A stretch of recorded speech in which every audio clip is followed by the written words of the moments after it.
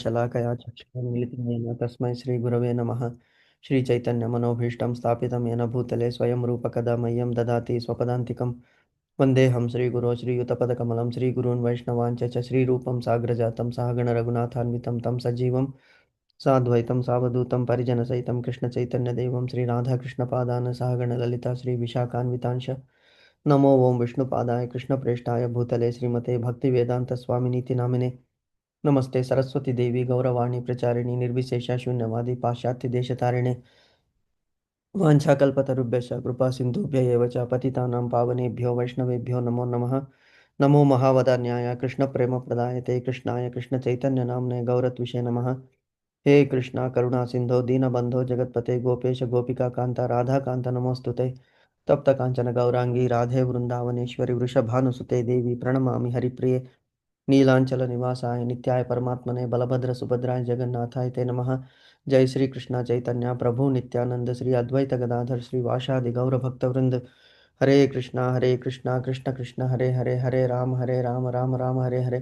हरे कृष्णा कृष्ण कृष्ण हरे हरे राम हरे हरे। हरे कृष्णा कृष्ण कृष्ण हरे राम राम हरे हरे। एकं शास्त्रं देवकी पुत्रगीतम् एको देवो देवकी पुत्र एव च एको मन्त्रस्य तस्य नामानि यानि कर्मस्येकं तस्य देवस्य सेवा। हरे कृष्णा कृष्ण कृष्ण हरे राम राम हरे हरे। हरे कृष्णा माता जी। हरे हरे कृष्णा हरे प्रशांति कृष्ण माता प्रभु जी। जी। हरे कृष्णा माता जी। ధన్యవాद प्रणाम దండవత్ ప్రణామ్స్ మాతాజీ. బాగున్నారు మాతాజీ? బాగున్నాను ప్రభుజీ. హరి బోల్ మాతాజీ. ఓకే మాతాజీ, మనము నిన్న 4th చాప్టర్ భగవద్గీతలో 14th శ్లోకంలో సగం వరకు మొత్తం చదివేశాము, డిస్కషన్ చేస్తున్నాం అన్నమాట. So let us continue with that. So 14th శ్లోకంలో భగవంతుడు ఏం చెప్తున్నాడు అంటే కర్మ సిద్ధాంతం గురించి చెప్తున్నాడు అన్నమాట. ఇక్కడ నామాం కర్మాణి లింపంతి నమే కర్మ ఫలే స్పృహ ఇతిమాం యోభిజానాతి కర్మభిర్న సహ బధ్యతే. నన్ను ప్రభావితం చేయు కర్మము ఏదియూ లేదు. ఎందుకంటే భగవంతుడు కర్మలకి అతీతుడు. అతనికి అసలు ఏది సంబంధం లేదు, దేనితో కూడా సంబంధం లేదు. అతనికి కర్మఫలాలు అనేటువంటిది అంటదని మనం నిన్న డిస్కస్ చేశాం. ఎందుకంటే తానే క్రియేట్ చేస్తున్నాడు. సృష్టి స్థితి లయలకు కారకుడు తనే అయినప్పటికీ దానికి బాధ్యుడు కాడు. ఎందుకంటే ఆ జీవులను క్రియేట్ చేసినప్పుడు ఆ జీవులను ఉద్ధరించడానికి భగవంతుడు సృష్టి అనే కార్యాన్ని చేస్తాడనమాట. ఎలాగైతే చిన్నపిల్లలకి మనం డిస్కస్ చేసాము, ఇసుక ఇళ్ళు కడతారు. ఆ ఇసుక ఇళ్ళు కట్టి కొంతకాలం తర్వాత దాన్ని మళ్ళీ వాళ్ళే తొక్కి వచ్చేస్తారు. అలాగే భగవంతుని కూడా ఈ సృష్టి స్థితి లయ అనేటువంటిది ఒక ఆట అనమాట భగవంతునికి. సో ఆ ఆటలో మనమందరూ కూడా we are part and parcel of that creation. So కాబట్టి భగవంతుడు ఉంటాడు, నేను సృష్టించినప్పటికీ, నేను రక్షిస్తున్నప్పటికీ, నేను లయ చేస్తున్నప్పటికీ బాధ్యుడను నేను కాదు. కాబట్టి ఈ సత్యాన్ని ఎవరు ఎరుగుతాడో, ఎవరు తెలుసుకుంటాడో వాడు కర్మఫలముచే బంధింపబడడు. ఇది చాలా ఇంపార్టెంట్ పాయింట్. కర్మఫలాలు మనం అప్పుడప్పుడు అనుకుంటుంటాం, ఏమిటి అరే ఎందుకు ఇన్ని కష్టాలు వస్తున్నాయి, ఎందుకు నాకే ఇన్ని బాధలు వస్తున్నాయి, ఎందుకు ఇలా మనం అనుకున్నాం కదా, నిన్న మొన్న అనుకున్నాం, డిస్కస్ చేశాము. ఎలాగంటే మన కర్మలకి అనుసారంగా మళ్ళీ జన్మ అనేటువంటిది, ఏ జన్మ ఒకటి అంటే మానవ జన్మ రావచ్చు, ఆర్ పశు జన్మ రావచ్చు, పశువు పక్షి ఏదైనా రావచ్చు. ఎందుకు అంటే మనము చనిపోయే ముందు ఏది తలుచుకొని మరణిస్తామో ఆ శరీరం మనకి వస్తుంది అంటాడు భగవంతుడు. అందుకే మనం చాలా కేర్ఫుల్గా ఉండాలి. మనం లాస్ట్ స్టేజెస్లో ఉన్నప్పుడు మనకి స్మృతి అనేటువంటిది ఉండదు. శరీరం శిథిలమైపోయినప్పుడు బుద్ధి కూడా పని చేయదు. ఎందుకు శరీరం స్ట్రాంగ్, అందుకే అన్నాడు శరీరం అనేటువంటిది ఒక రథము, దాన్ని మనం స్ట్రాంగ్గా ఉంచుకోవాలి. అప్పుడే మనం గమ్యానికి చేరగలము. రథము స్ట్రాంగ్గా లేదు, వెహికల్ కారు స్ట్రాంగ్గా లేదనుకోండి, మనం ఎలాగ గమ్యం చేరుతాము? కాబట్టి మనం ఈ శరీరం అనేటువంటి కారు ఆ రథాన్ని సర్వీసింగ్ చేస్తూ ఉండాలి. ఏమిటి సర్వీసింగ్ దీనికి అంటే మిత ఆహారము మిత వ్యవహారము. ఫస్ట్ ఇంపార్టెంట్ పాయింట్, యథా అన్ తథా మన్ అన్నాడు. సో మనం తీసుకునేటువంటి ఆహారము శరీరానికి శుద్ధ సత్వగుణముతో ఉంటే శరీరము చాలా కాలం ఉంటుంది. అదే రజోగుణము తమో గుణం అనేటువంటి కొంతమంది తింటుంటారు, ఫ్రిడ్జ్లో పెట్టేసి వారాల తర్వాత తింటారు. వారాన్ని వరకు ఎందుకు? ఇక్కడ మనం చూస్తున్నాం వాళ్ళకి టైం ఉండదు. పొద్దున్న వెళ్ళిపోతారు, రాత్రి వస్తారు. సో రాత్రి వండుకుంటారు, పొద్దున్న తింటారు ఫ్రిడ్జ్లో పెట్టి. పొద్దున్న లేవగానే టైం ఉండదు. ఏమవుతుంది అది దానివల్ల ఉన్నటువంటి bacteria it will impact health. అందుకే అన్నాడు ఫస్ట్ మనం యంగర్ డేస్లో ఏం చేస్తామంటే we work for wealth at the cost of health. But at the when we realize we spend all our wealth to regain our health అన్నాడు. So అందుకే ఆరోగ్యమే మహాభాగ్యం అని కూడా మనం వింటున్నాం. ఎందుకు ఎందుకు ఇది చెప్తున్నామంటే ఈ కర్మ అనేటువంటిది ఎందుకు వస్తుంది? మనం చేసినటువంటి ఆ, కార్యాల వలన, కర్మల వలన ఈ ఫలితాలు మనకి లభిస్తాయి. సో అందుకే భగవంతుడు ఏమంటున్నాడు అంటే ఈ ఎవరెవరు అంతకాలేతి మామేవ స్మరణ్ముక్తే కలేవరం అంటున్నా. అంతకాలేచ మామేవ, ఎవరైతే అంత్యకాలంలో నన్ను స్మరిస్తారో ఆ ఆ శరీరాన్ని వదిలివేస్తారో అప్పుడు నన్నే చేరుకుంటారు. అందుకే ఇది ఫైనల్ టెస్ట్ అన్నాడు. కాబట్టి మనం అందరూ ఇప్పుడు ఎందుకు ఇంత తాపత్రయం పడుతున్నాము? Why we are assembling every day is that we should remember Krishna. అంటే ఫైనల్ ఎగ్జామినేషన్ ప్రిపేర్ చేయడానికి ఒకరోజు ముందు అయితే సరిపోదు. రిటైర్మెంట్ అయిన తర్వాత మనం అది చాలా టైం ఉంటుందిలే, తర్వాత మనం అది చూసుకోవచ్చు అంటే రిటైర్మెంట్ అయ్యేంత వరకు ఎంతమంది ఉంటారు?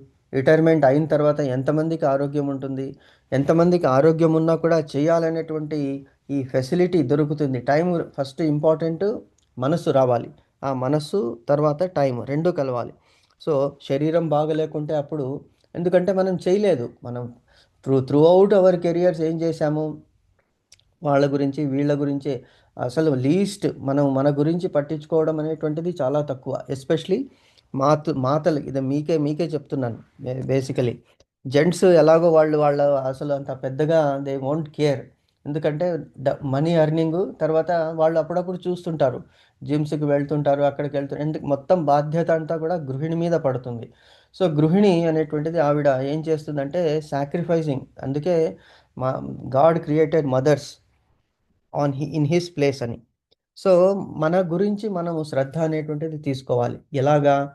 అంతా మిగిలితే, ఒకవేళ మనం వండిన వంట బాగలేదనుకోండి, అప్పుడు ఏం చేస్తారు అందరూ, వద్దులే చాలు, నాకు ఇవాళ ఆకలి లేదు. ఎందుకంటే మనల్ని నొప్పించకుండా వాళ్ళు ఏం చేస్తారంటే చాలు నాకు ఆకలి లేదని వదిలేస్తారు. మరి అది నువ్వు వేస్ట్ చేయడానికి మనకి ఇష్టం లేదు. మనమైతే ఎంత తింటాము? ఎంతో కొంత తింటాము, మళ్ళీ ఫ్రిడ్జ్లో పెట్టుకుంటాం. మళ్ళీ నెక్స్ట్ డే ఎవరూ తినరు దాన్ని, మళ్ళీ మనమే తినాలి. సో ఇలాగా మన శరీరాన్ని మనమే పాడు చేసుకుంటున్నాం. అదే బాగా ఉందనుకోండి, చాలా చక్కగా వంట తయారైంది ఒకరోజు, మొత్తం అన్నీ తినేస్తారు, మన దాకా ఏదీ రాదు. అప్పుడు ఏం చేస్తాం? పర్లేదులే నాకు ఆకలి లేదని మనం ఏదో తినేస్తాం. అంటే హూమ్ ఆర్ వి ట్రబ్లింగ్? మనల్ని. సో అలాగే ఈవెన్ కొంతమంది యజమానులు కూడా, ఇంట్లో ఉన్నవాళ్ళు అంటే హస్బెండ్స్ కూడా అలాగే చేస్తారు. వాళ్ళ గురించి వాళ్ళు ఏమీ తీసుకోరు, మంచి దుస్తులు కానీ ఫ్యామిలీ గురించి పాటుపడుతుంటారు. ఆర్ తమ గురించి హెల్త్ గురించి పట్టించుకోరు. Day and night they are working without actually looking after their health. So ఇవన్నీ కూడా అంటే మనం ఏమవుతుంది అప్పుడు చివరికి వచ్చేటప్పటికి మనకి మన హెల్త్ మీద we have to be dependable on others. అందుకే అంటాడు ఏమిటంటే ఒక శ్లోకం ఉన్నది ఏమిటంటే, భగవంతుని ప్రార్థిస్తున్నాడు మనిషి ఏమిటంటే ఆ, నేను ఎవరి మీద, చివరి వరకు ఆ శ్లోకం గుర్తు రావట్లేదు, రేపు గుర్తొస్తే చెప్తాను. నే- ఆ, ఉమ్, ఏమిటి, నేను ఎవరి మీద ఆధారపడకూడదు. అండ్ నేను I should only pray to you so that you will save me అనేటువంటిది. ఓకే. సో ఇది మనము నేర్చుకోవాలి. ఎందుకు ఇది చెప్తున్నామంటే కర్మ సిద్ధాంతం అనుకుంటాం. ఇది కర్మ సిద్ధాంతం గురించి ఇక్కడ చెప్తున్నాడు. భగవంతుడు ఏ జీవి పట్లను ఎన్నడూను పాక్షపాతమును చూపడు. వైషమ్య నైర్గుణే స న సాపేక్షత్వాత్. అంటే ఎందుకు భగవంతుడు మనకి ఇంతకుముందు లైన్లో చూడండి ఏం చెప్పాడు? ఆ, భగవానుడు కేవలము వారికి అట్టి కర్మలను ఆచరించుటకు కావలసిన సదుపాయాలను సమకూరుస్తూ త్రిగుణాలను నియంత్రించునే కానీ వారి గత మరియు ప్రస్తుత కర్మలకు బాధ్యత వహించడు. గత మరియు ప్రస్తుత కర్మలకు ఇంపార్టెంట్. నిన్న మనం డిస్కస్ చేసాము. ఇది ఏమిటంటే ప్రారబ్ధ కర్మలు, తర్వాత సంచిత కర్మలు, ఆగామి కర్మలు. ప్రారబ్ధ కర్మలు అనుభవించి తీరాలి, తప్పదు. కానీ భగవంతుని కనుక మనం సేవిస్తే ఆ కర్మ ఫలము మనం ఏమవుతుందంటే సముద్రమైనటువంటి కష్టాన్ని ఒక గోవత్స పద చిహ్నంలో పట్టేటువంటి నీళ్లలాగా మారుస్తాడు భగవంతుడు. అంటే మీరు ఆ కర్మ ఫలితాలు అనుభవించాలి, తప్పదు, ఎవరికీ తప్పదు అది. సో అలాగా మార్చేటువంటి శక్తి భగవంతునికి ఉన్నది భగవంతుని ప్రేయర్లో. నెక్స్ట్ సంచిత కర్మలు అంటే ఇప్పుడు ఈ జన్మలో మనం చేస్తున్నాము, తెలుసో తెలియకో ఇంతవరకు ఎన్నో చేశాము. ఇప్పుడు తెలిసింది కాబట్టి మనం చాలా జాగ్రత్తగా ఉండాలి. ఎగ్జాంపుల్ జడభరతుడు, భరత మహర్షి, భరత రాజు మనం చూసాము. నెక్స్ట్ జన్మలో అతడు జింక అయ్యాడు. నెక్స్ట్ జన్మలో అతడు జడభరతుడు అయిపోయాడు, అంటే అంటనట్టు ఉండి మోక్షాన్ని సంపాదించాడు. సో అలాగే ఇప్పటి నుంచైనా మనం ట్రై చేద్దాం. ఏమిటి? ఆ సత్వగుణం నుంచి శుద్ధ సత్వగుణం వైపు వెళ్ళడానికి. సెకండ్ పాయింట్ ఏమిటంటే ఇక్కడ భగవంతుడు తమ అంటే ఈ ఆ, ఆగామి కర్మలు అంటే ఇప్పుడు ఇంకా ముందు వచ్చేది ప్రారబ్ధ కర్మలు అనుభవించాలి. పొటెన్సీ, కెపాసిటీ భగవంతుని ప్రేయర్ వల్ల తగ్గిపోతుంది. సంచిత కర్మలు ఇంతవరకు చేసుకున్నాము అంటే ఇప్పుడు తెలిసింది. సపోజ్ మనం ఒక 30 ఇయర్స్, 40 ఇయర్స్, 50 ఇయర్స్ ఇంతవరకు చేసిన కర్మలు అవి మళ్ళీ ప్రారబ్ధ కర్మలు అవుతాయి నెక్స్ట్ జన్మలో. కానీ భగవంతుని మనం సేవిస్తూ ఉంటే ఆ పొటెన్సీ అంటే దాని యొక్క పవర్ తగ్గిపోతుంది. మన కర్మ ఫలితాలు అనుభవించేటువంటి ఆ ఫలితాలు తగ్గిపోతుంది భగవంతుని. నెక్స్ట్ ఇప్పుడు ఇంకా సంచిత కర్మలు ఇంకా ముందు చేయము. ఈ జన్మలో ఇంకా చేసేటువంటి కర్మలు ఆగామి కర్మలు తగ్గువైపోతాయి. కాబట్టి ఓన్లీ ప్రారబ్ధము సంచితము నెక్స్ట్ జన్మలో ప్రారబ్ధంగా తయారవుతుంది. అది కూడా తగ్గిపోతే ఇంకా ఆగామి ఉండదు, సంచిత కర్మలు ఉండదు. కాబట్టి మోక్షానికి దారి కలుగుతుంది. అదే చెప్తున్నాడు భగవంతుడు ఇక్కడ.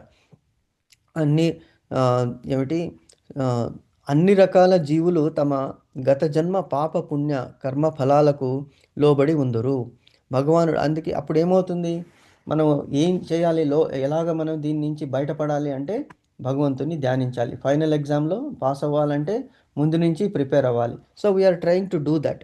మనం ఇంకా ఫస్ట్ స్టాండర్డ్లో ఉన్నామో సెకండ్ స్టాండర్డ్ ఉన్నామో మనకి తెలీదు. So we are trying to move to higher grades.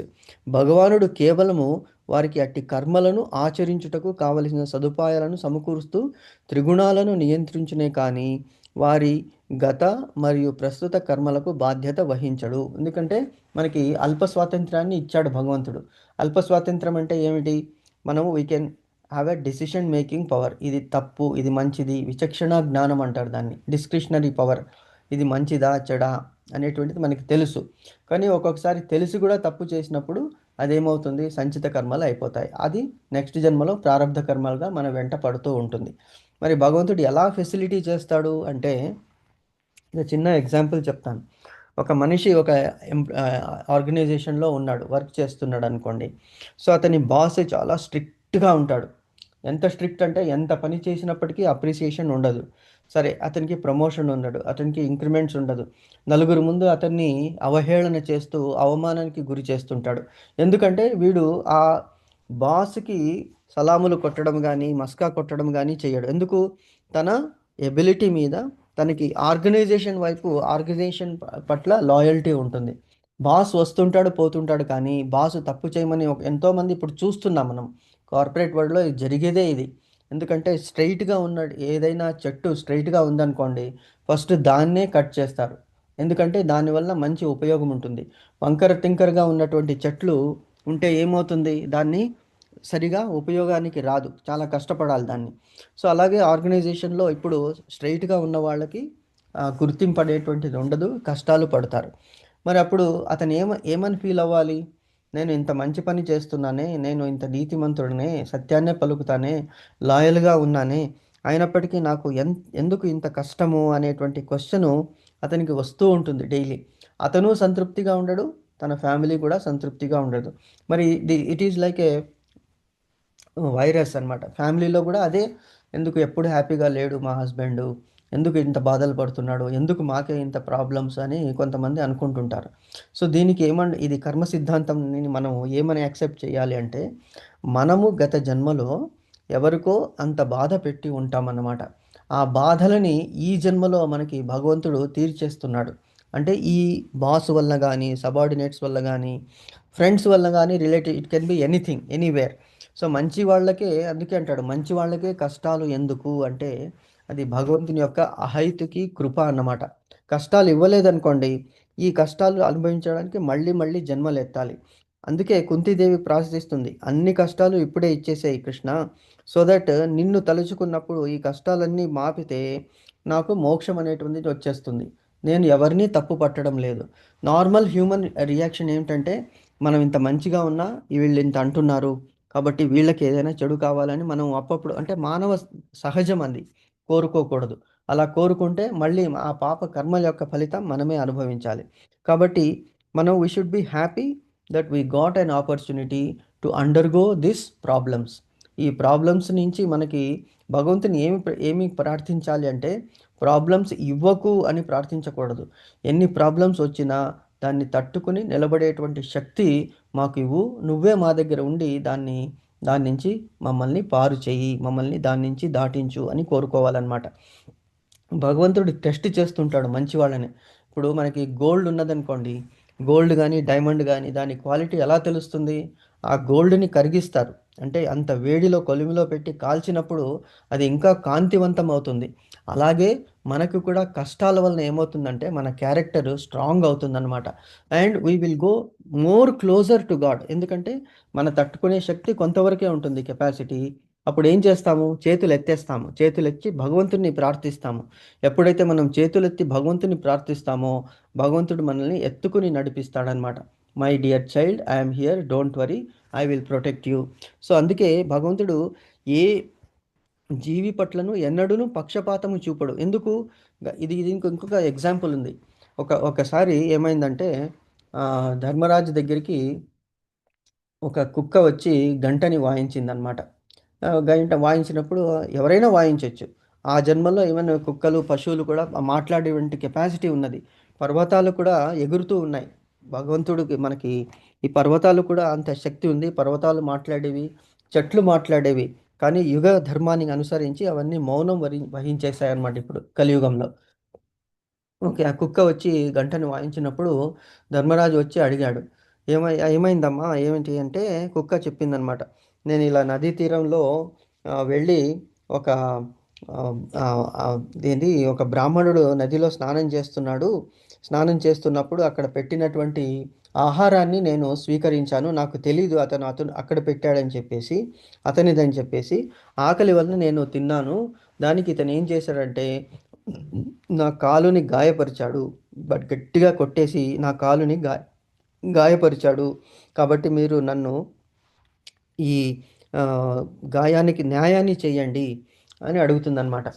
So ఆయన ఏమంటాడు ధర్మరాజు, సరే అతన్ని పిలిపిద్దాము, అతని వర్షన్ కూడా విందామని అతన్ని పిలిపిస్తారు. పిలిపించినప్పుడు అతను చెప్తాడు, అవును నిజమే ఇది చెప్పింది. ఎందుకంటే నేను అప్పుడే సంధ్య వార్చుతూ నదిలోకి వెళ్ళాను సంధ్య వార్చుకోవడానికి. బయట భగవంతునికి నివేదన చేయడానికి పళ్ళు ఫలాలు అవి పెట్టాను. మరి ఈ కుక్క వచ్చి దాన్ని తినేసింది కాబట్టి నాకు కోపం వచ్చి ఆ కుక్కని కొట్టాను అని అంటాడు. మరి ఆ ధర్మరాజు అంటాడు, కుక్కకి తెలియదు కదా నువ్వు అక్కడ పెట్టినట్టు, దానికేం తెలుసు, అది జంతువు.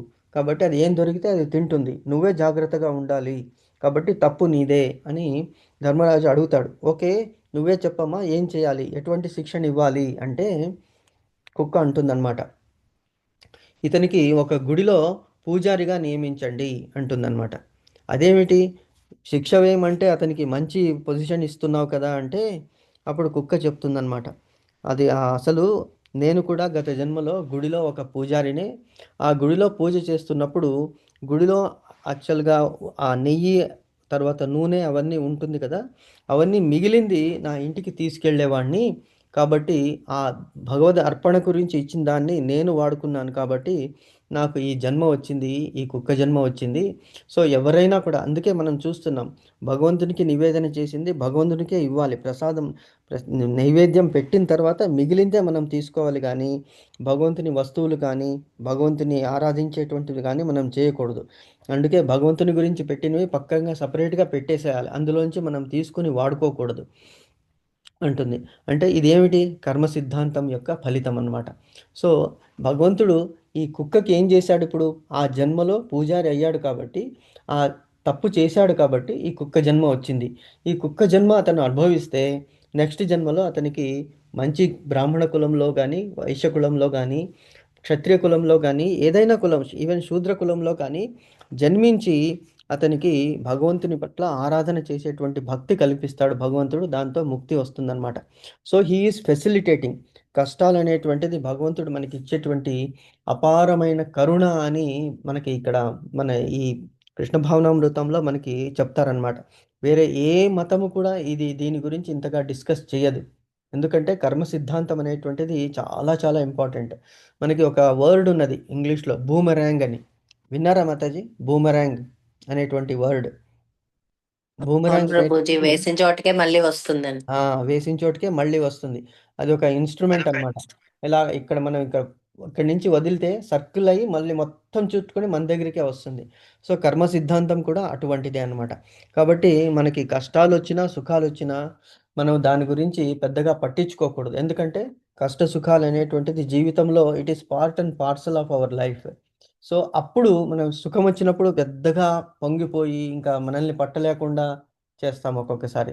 దుఃఖం వచ్చినప్పుడు ఇంకా అసలు ఏమైపోయిందో అనేటువంటి దుఃఖాలు no, it is the mercy of the god to test us through all these tests and travels. So ఆయన పట్టుకుంటే మనకి ఇవన్నీ ఈజీగా మనం క్రాస్ చేసి మన ముక్తి మార్గం వైపు వెళతాము అనేటువంటిది. అందుకే భగవంతుడు ఏ జీవి పట్లను ఎన్నడూను, చాలా ఇంపార్టెంట్, ఏ జీవి అంటే ఒక చీమ కావచ్చు, ఒక ఫిష్ కావచ్చు, పక్షి కావచ్చు, కుక్క కావచ్చు, ఏదైనా కూడా దాన్ని పక్షపాతం వహించడు అనేటువంటిది మనకి ఈవెన్ భగవద్గీతలో 5.18 శ్లోకంలో కూడా ఉన్నది ఇది.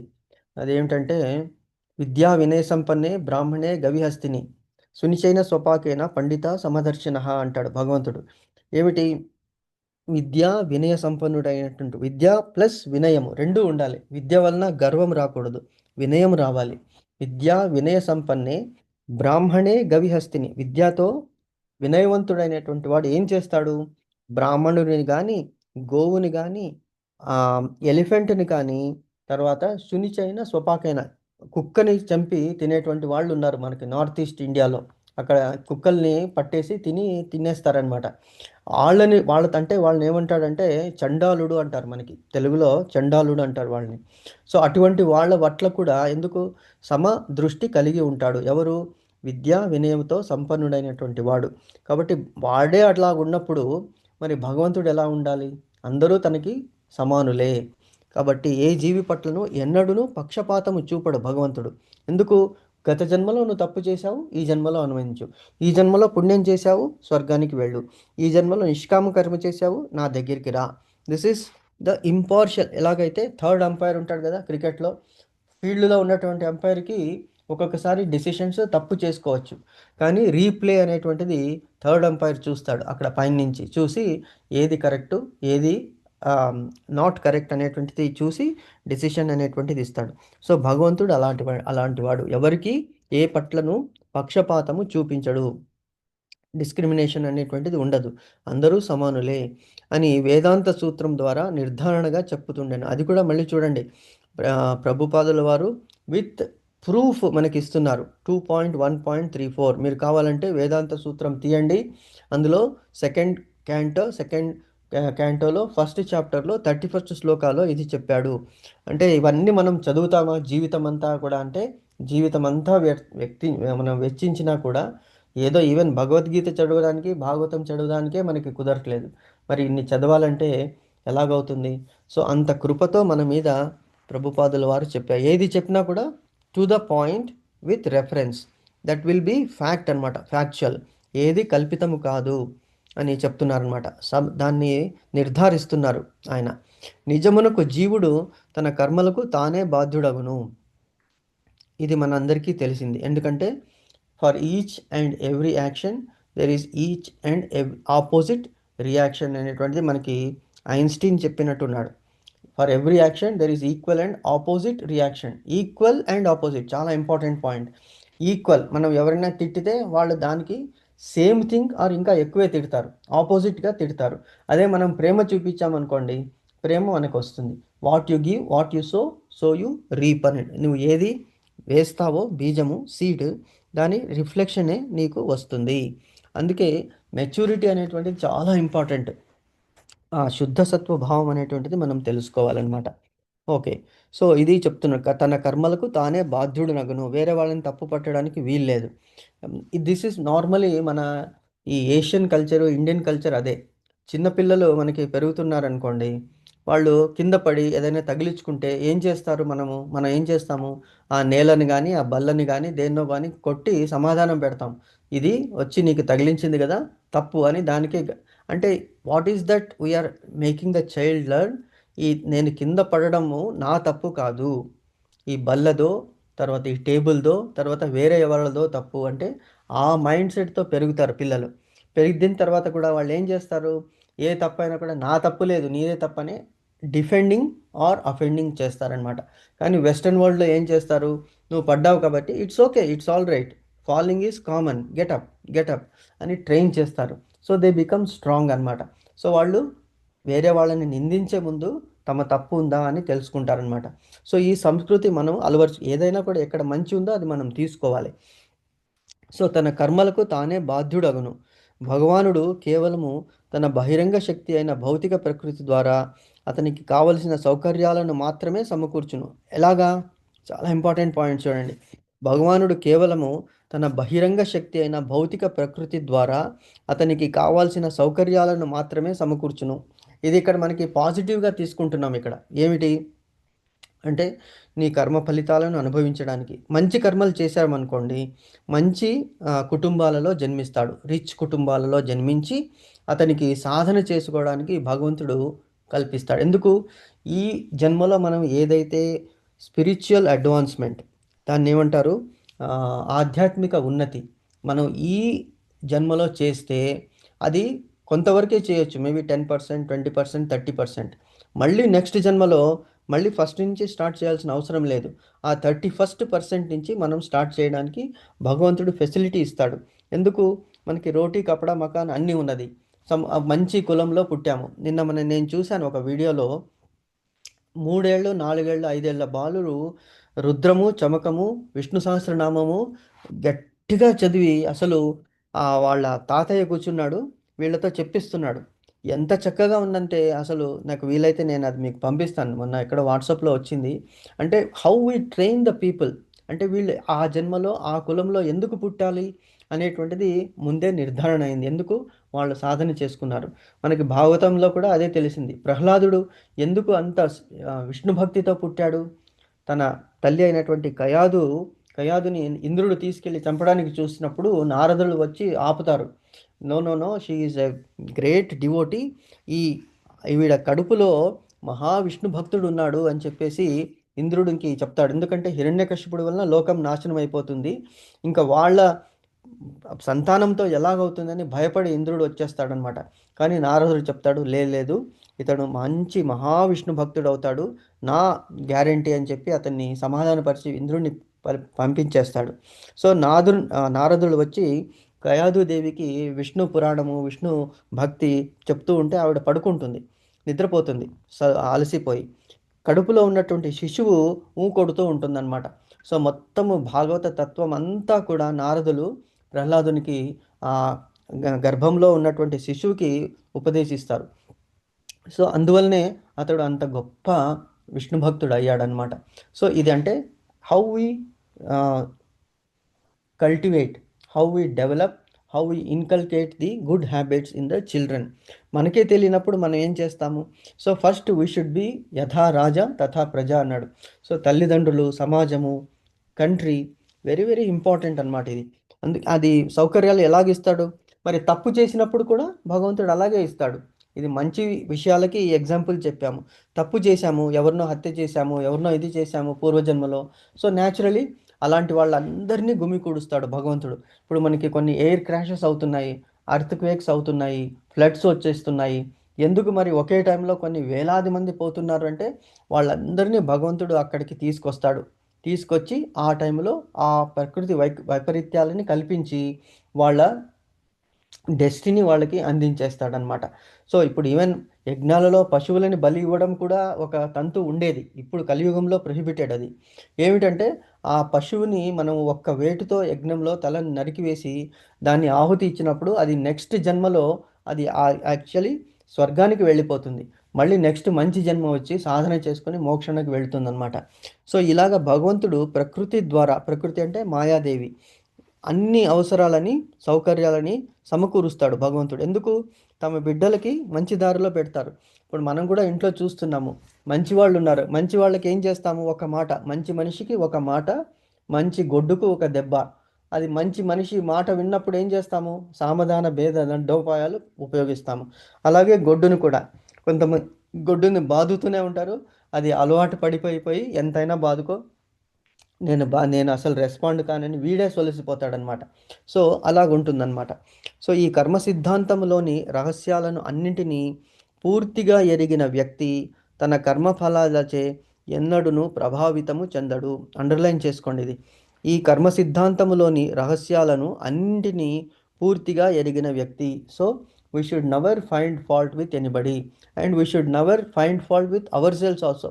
ఈ జన్మకి ఇంతే, ఎన్ని కష్టాలు అనుభవిస్తున్నాను, అసలు నా మీద ఎవరికీ కనికరం లేదు. నో, బికాస్ నేను ఇంతకు ముందు జన్మలో ఎంతోమందిని ఎంతో కష్టపెట్టాను. కాబట్టి ఆ కష్టపెట్టినటువంటి ఫలితాలు, ఆ కర్మ ఫలాలు ఇప్పుడు నేను అనుభవిస్తున్నాను. అది భగవంతుని కృప అనుకోవాలి మనం. కృప అనుకొని భగవంతునే తలవాలి. భగవంతుడా పర్వాలేదు, కష్టాలు వచ్చాయి కదా, ఈ కష్టాల నుంచి రక్షించే బాధ్యత కూడా నీదే. ఎందుకంటే నేను నీ శరణు తీసుకున్నాను కాబట్టి, శరణాగత వత్సలుడు నువ్వు, దీనదయాళుడవు కాబట్టి నన్ను రక్షించు అని కోరుకోవాలి. అంతేగాని కష్టం రావద్దు, కష్టం అంతే. ఏమవుతుంది? కష్టం రావద్దు అంటే భగవంతుడు ఓకే అంటాడు. నీకు ఈ జన్మలో కష్టం వద్దా, సరే నెక్స్ట్ జన్మకి రా. ఆ జన్మలో వద్దా, మళ్ళీ జన్మకి. సో కష్టాలు అనేటువంటి, తప్పు చేసినప్పుడు శిక్ష తప్పదు. ఆ శిక్షని అనుభవించి ఒప్పుకుంటే తప్పు చేశాను అని ఒప్పుకుంటున్నాము, దాన్నే పశ్చాత్తాపం అంటాము. సో పశ్చాత్తాపాన్ని మించిన ప్రాయశ్చిత్తం లేదు అంటాడు.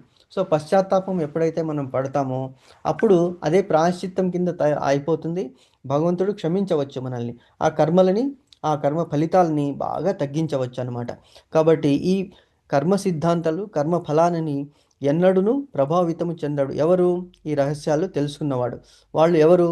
మరో మాటలలో శ్రీకృష్ణ భగవానుని దివ్య తత్వమును అవగాహన చేసుకుని, అంటే కృష్ణుడు ఎంతటి దయామయుడు అని అనుకోవాలి. ఎందుకు అలా అనుకోవాలి అంటే, మనకి ఆ, కన్నడలో ఒక మంచి సాంగ్ ఉంది. ఏమిటంటే, ఒక్క నిమిషం చెప్తానండి. సుఖవాగలి బహు దుఃఖవాగలి సఖనీ నాగిరో పాండురంగా అనేటువంటిది. అంటే